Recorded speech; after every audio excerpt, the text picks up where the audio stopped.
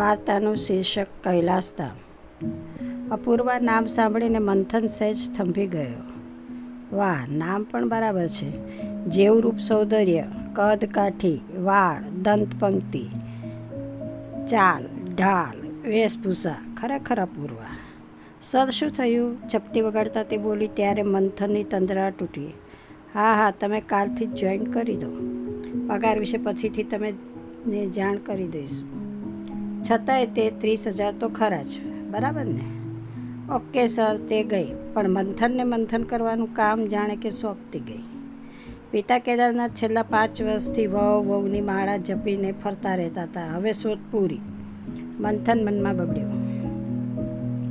બેટા, બહાર વરસાદ શરૂ થઈ ગયો છે. ચાલ જલ્દીથી નીકળીએ. પિતા ઓફિસના દરવાજે આવી બોલ્યા. હા કરતો કારની ચાવી લઈને તે પણ બહાર નીકળી ગયો. બસ કાલ સવાર પડે અને અપૂર્વાના દર્શન કરે એવા વિચારે રાત તો વહી ગઈ.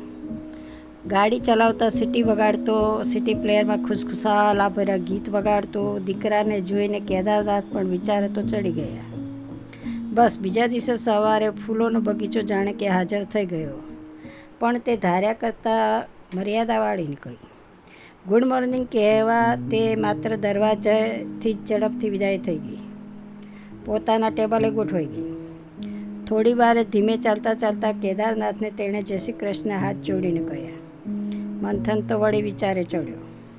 સ્લીવલેસ ટી-શર્ટ, સ્કર્ટ, લોગમાં તે ખરેખર એટ્રેક્ટિવ લાગતી હતી. વળી જ્વેલરી પણ પૂરી ફેશનેબલ અને લાઇટ હતી. પરફ્યુમ તો ઘણું આહલાદક હતું. આજે ઓફિસની એક પણ ફાઇલ મંથનને હાથમાં ન લીધી. બધું જ કામ કેદારનાથમાં હાથમાં આવ્યું.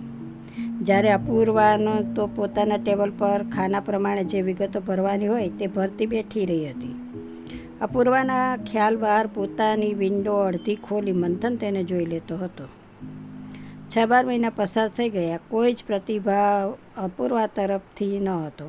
ઘણીવાર મંથને કેન પ્રકારે જણાવવા કોશિશ કરી કે તમે સારા દેખાવ છો અને હું તમને પસંદ કરું છું. બસ આ પ્રશ્નનો જવાબ તે જ રાતે તેને મળી ગયો. એક અત્યંત ખૂબસૂરત યુવક અને 2 નાના બાળકો સાથે અપૂર્વા રેસ્ટોરન્ટમાં જોવા મળી ગઈ. ડિનર એ પતી ગયું. જાણી જોઈને મંથન એક ખૂણે ઊભો રહી ગયો.